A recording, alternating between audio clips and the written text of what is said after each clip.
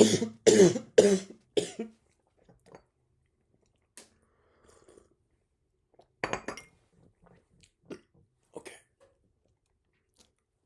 Okay. Chapter 3 of Notes from Underground by Fyodor Dostoevsky. What happens, for instance, with people who know how to take revenge, and generally how to stand up for themselves? Once they are overcome, say, by vengeful feeling, then for the time there is simply nothing left in their whole being but this feeling. Such a gentleman just lunges straight for his goal, like an enraged bull, horns lowered, and maybe only a wall can stop him. Open parentheses. Incidentally, before a wall, these gentlemen, that is, ingenious people and active figures, quite sincerely fold.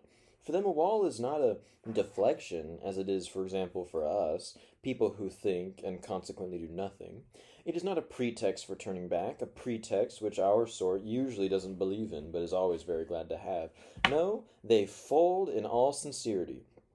For them, a wall possesses something soothing, morally resolving and final, perhaps even something mystical. But of the wall later. Well, sirs, it is just an ingenious man that I regard as the real, normal man, the way his tender Mother Nature herself wished to see him when she so kindly conceived him on earth. I envy such a man to the point of extreme bile. He is stupid. I won't argue with you about that. But perhaps a normal man ought to be stupid. How do you know? Perhaps it's even very beautiful. And I am the more convinced of this, so to speak, suspicion, seeing that if, for example, one takes the antithesis of a normal man, that is, the man of heightened consciousness, who came, of course, not from the bosom of nature, but from a retort, this retort man sometimes folds before his antithesis so far that he honestly regards himself, with all his heightened consciousness, as a mouse and not a man.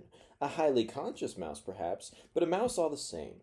Whereas here we have a man, and consequently, and so on, and above all, it is he himself, who regards himself as a mouse. No one asks him to, and that is an important point. Oh, I just made dinner. Okay.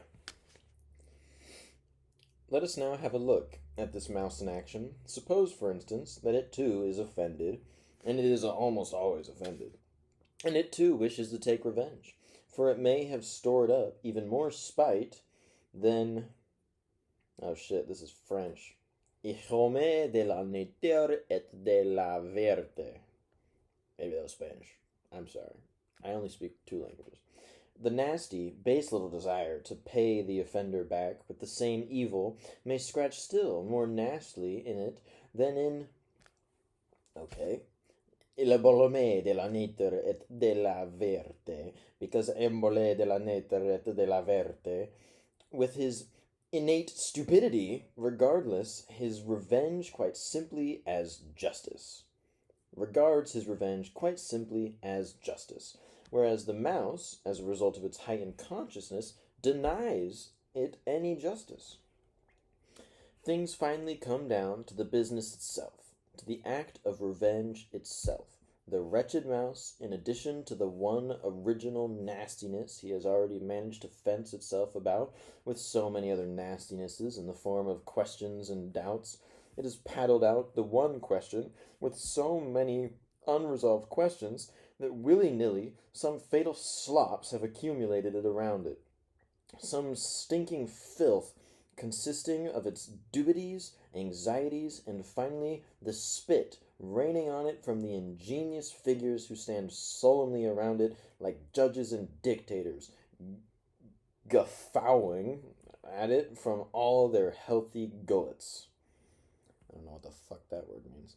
Of course, nothing remains for it but to wave the whole thing aside with its little paw, and with a smile of feigned contempt, in which it does not believe itself, slip back shamefacedly. Hold up. With a smile of feigned contempt, in which it does not believe itself, slip back shamefully into its crack. There in its loathsome, stinking underground, or offended...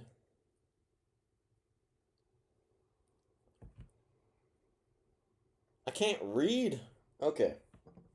There in its lonesome, stinking underground, or offended, beaten down, and derided mouse at once immerses himself in cold, venomous, and above all, everlasting spite. For 40 years on end, it will recall its offense to the last, most shameful details, each time adding even more shameful details of its own, spitefully taunting and chasing itself with its fantasies. It will be ashamed of its fantasies, but all the same it will recall everything, go over everything, heap all sorts of figments on itself under the pretext that they too could have happened, and forgive nothing. It may even begin to take revenge, but somehow it snatches with piddling things from behind the stove incognito, believing neither in its right to revenge itself nor in the success of its vengeance, and knowing beforehand that it will suffer 100 times more from all its attempt at revenge than will the object of its vengeance, who will perhaps not even scratch at one bite. On its deathbed it will again recall everything, adding the interest accumulated over all that time. But it is precisely in this cold, loathsome, half-despair, half-belief, in this conscious burying oneself alive from grief of 40 years in the underground, in this acidociously profound and yet somewhat dubious hopelessness of one's position, in all this position and unsatisfied desires penetrating inward, in all this poison of unsatisfied desires penetrating inward, in all this fever of hesitations, of decisions taken forever, and repentance coming again a moment later, that the very sap of that strange pleasure I was talking about consists. It is so subtle, sometimes so elusive of consciousness, that people who are even the slightest bit narrow-minded, or who simply have strong nerves, will not understand a single trace of it. Perhaps, you will add, grinning, those who have never been slapped will also not understand, thereby politely hinting that I too may have experienced a slap in my life, and am therefore speaking as a connoisseur. I'll bet that's what you think, but calm yourselves, gentlemen. I have not received any slaps, though it's all quite the same to me whether you may think about it. Perhaps I myself am sorry for having dealt out too few slaps in my life. But enough, not another word on this subject, which you find so extremely interesting. You can skip this if you want, but I just gotta say, this dude sucks at writing. I'm calling it right now, page 12. It is just run-on sentence after run-on sentence. Like, just, it is crazy. That one sentence was like a fucking page.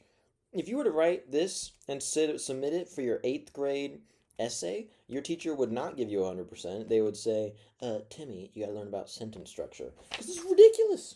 Like, I'm really trying my best to narrate. I've never tried this before, so like, I don't expect much, but I expect more than this. This is a nightmare to read. It's just babbling. Ugh.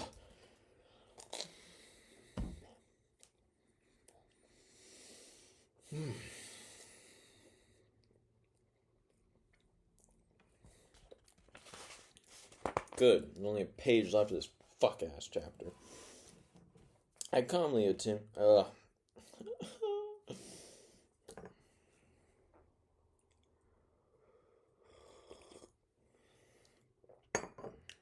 I calmly continue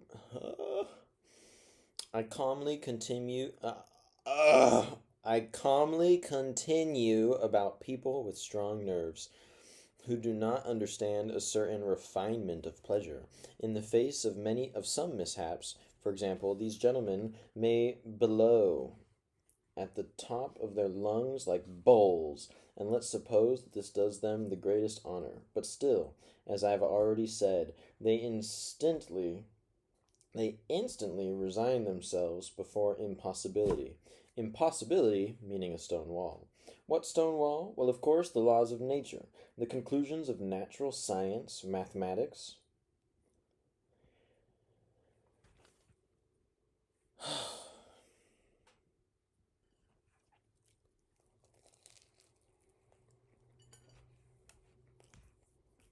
This is so fucking good.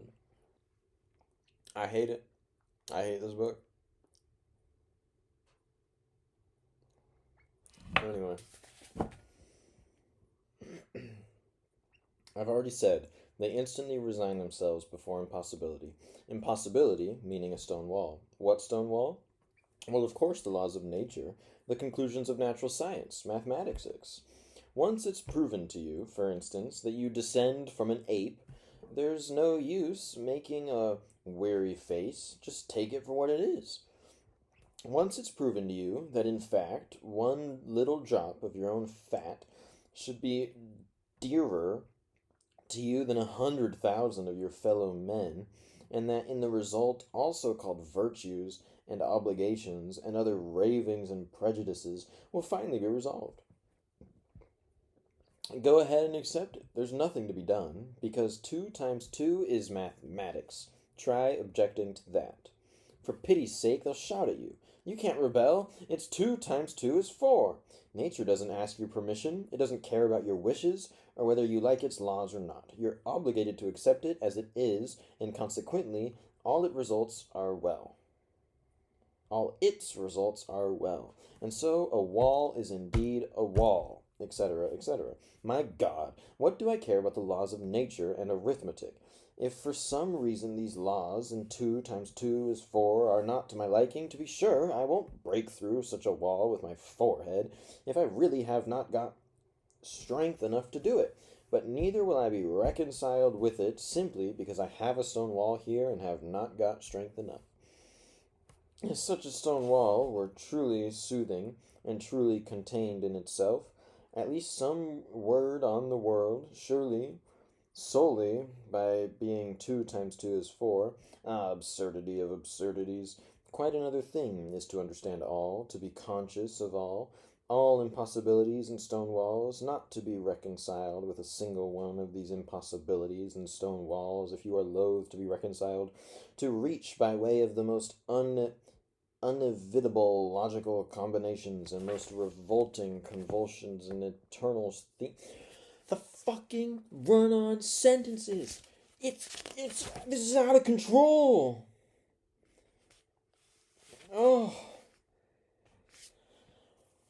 There's just like a paragraph left in this godforsaken chapter. Convulsions on the eternal theme that you yourself seem somehow to blame, even for the stone wall, though once again it is obviously clear that you are in no way to blame. In consequence of that, silently and impotently gnashing your teeth, to come to a voluptuous standstill in inertia, fancying that, as it turns out, there isn't even anyone to be angry with.